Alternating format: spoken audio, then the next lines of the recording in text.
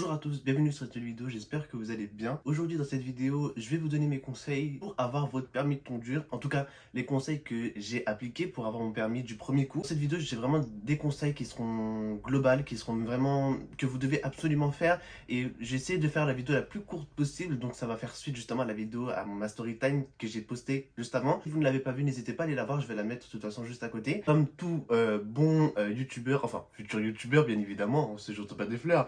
J'ai écrit tous les conseils, j'ai regroupé le plus important et j'ai fait un conditionné, donc vous inquiétez pas. Les conseils que je peux vous donner, c'est bien choisir son auto-école. Parce qu'il faut savoir que moi, j'en connais plein qui ont galéré avec leur auto-école. Soit les moniteurs ils étaient pas bien, soit leur auto-école elle était chère, soit leur auto-école il n'y avait pas de suivi dans l'auto-école. Donc vraiment, choisissez bien une auto-école qui vraiment a un suivi et les moniteurs sont bien. Donc je peux vous conseiller, c'est de regarder les avis sur internet et aussi de regarder les prix.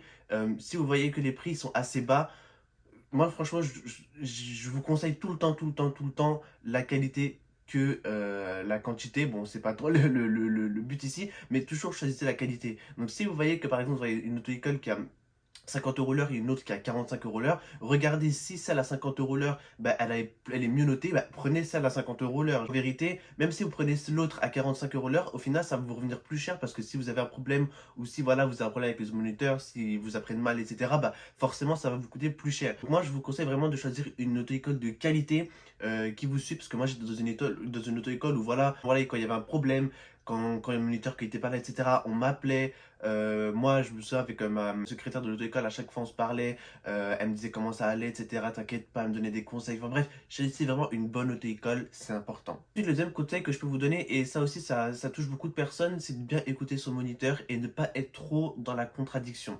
Alors d'abord, je vais vous dire pourquoi il faut écouter son moniteur. Écouter son moniteur, c'est important pour apprendre, tout simplement parce que voilà, c'est la première fois que vous allez conduire, donc forcément, c'est la première fois que vous allez être, vous allez tenir un volant, c'est la première fois que vous allez rouler une voiture. Donc forcément, écouter son moniteur, c'est important. Je connais plein de gens en fait qui ont une très grosse fierté et qui voilà, qui ils aiment trop avoir raison. Comme moi, bien sûr, bien évidemment, je suis quelqu'un qui aime beaucoup avoir raison, mais ça dépend des circonstances.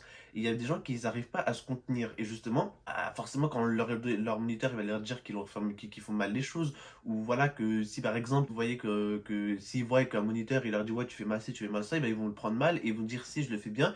Et du coup en fait ça va empiéter sur votre apprentissage. Vraiment, essayez d'avoir un état d'esprit positif. Essayez d'avoir un état d'esprit positif et pas être dans la contradiction. Dites oui, monsieur, écoutez bien ses conseils, écoutez bien les conseils de votre moniteur, c'est important. Prenez le temps aussi de l'écouter et de lui poser des questions parce que ça va dans les deux sens. Lui vous dit des choses, mais si vous n'avez pas compris des choses, posez-lui des questions en fait. Parce que généralement aussi, il y a beaucoup de gens qui n'osent pas poser des questions de peur de paraître bête ou de peur de faire du forcing. Mais non, en fait, forcer, poser des questions. Moi, je sais que je suis quelqu'un, et même, moi, je me souviens quand j'avais les cours, quand j'étais en cours, etc., moi, je forçais à poser des questions, et même les gens dans ma classe, ils me disaient, mais toi, tu poses trop de questions. Forcément, c'est ce qui m'aide à avoir des bonnes notes, parce que justement, si vous avez toujours une question qui vous trotte dans l'esprit, et vous allez trouver, par exemple, dans une évaluation, ou là, par exemple, pour le permis, si vous allez passer l'examen et vous n'arrivez pas à faire quelque chose, forcément, vous allez regretter, vous allez vous dire merde, j'aurais dû lui poser la question. Posez bien la question à votre moniteur, c'est important. Et même si vous connaissez la réponse, posez-lui quand même la question pour être sûr de votre réponse en fait, de vos connaissances. Troisième conseil que je peux vous donner aussi, c'est de bien gérer son stress. Et ça, je sais que ça touche beaucoup de gens, ça m'est touché pratiquement tout. Dans tout mon apprentissage, et comme vous avez pu le constater dans votre story time où je vous ai tout raconté, le stress ça a foutu plein de trucs sur le jour de mon examen. Si vous voulez en savoir plus, regardez la vidéo. Mais franchement, gérer votre stress c'est super important parce que franchement, le stress, je pense que c'est ça en fait qui vous tue tout en fait. C'est ça qui vous tue tous vos apprentissages, c'est ça qui vous tue tout. Même il y en a qui ratent leur examen alors qu'ils savent bien rouler. En fait, c'est dommage parce que le stress ça peut vraiment tuer votre apprentissage et vous faire rater des choses. Donc, gérez bien votre stress. Dites-vous que de toute façon, on est tous passés par là. On est tous passés par là. Le moniteur, il est passé par là. L'inspecteur, il est passé par là. Donc, ils savent aussi et ils seront indulgents avec vous de toute façon, quoi qu'il arrive. Si vous gérez votre stress, si votre moniteur et si l'examinateur, il voit quand vous arrivez à gérer votre stress, et ben, il va vous récompenser, comme je vous ai dit dans ma story time. Donc, vraiment, Le stress, c'est super important et ça va aussi vous aider à pas faire de bêtises et voilà. Franchement, le stress pour moi, c'est capital pour moi quand on fait le permis, quand on passe un examen et même pendant les cours aussi. Donc c'est pour ça que pendant les cours, si vous voyez que vous stressez, essayez d'apprendre aussi à gérer vos stress pendant les cours. Vous voyez? Ça va vraiment vous permettre aussi lors de l'examen, bah, de vous sentir plus détendu et donc du coup faire moins d'erreurs. Le dernier conseil que je peux vous donner, et ça aussi c'est extrêmement important, ce conseil-là vraiment il est super important, je vous le conseille à fond, c'est de regarder des vidéos. Le jour où par exemple, là vous prenez vos cours, les dernières heures de cours que vous avez, on vous donne le centre d'examen, là où vous allez passer votre permis. Regardez des vidéos. Donc moi je sais que je suis passé au centre d'examen de Villepinte, donc moi ce que j'ai fait, en Ile-de-France. Moi, ce que j'ai fait, c'est que je suis parti sur YouTube, parcours d'examen de Villepinte, et j'ai regardé le plus de parcours possible. En fait, c'est pas apprendre le parcours par cœur, mais il y aura des petits indices comme ça qui vont vous revenir quand vous allez passer vos permis. Par exemple, un stop. Ah, et j'ai regardé dans la vidéo qu'il y a un stop ici, et ben je vais anticiper. Ah, ici, il y a une priorité à droite, et ben je vais m'en souvenir aussi. Et moi, ça m'a beaucoup aidé, et notamment dans la partie, on va dire, dans la partie pavillonnaire hein, de l'endroit où je suis passé le permis, où j'ai passé le permis, ben franchement, ça m'a beaucoup aidé parce que grâce aux vidéos, je savais où il y avait un stop, où il y avait une priorité à droite. Et je me souviens même, quand j'ai regardé une vidéo, il y avait un panneau stop qui était vraiment caché à côté, à cause d'un arbre. Et il y avait le trait blanc, en fait, qui était barré, qui était effacé.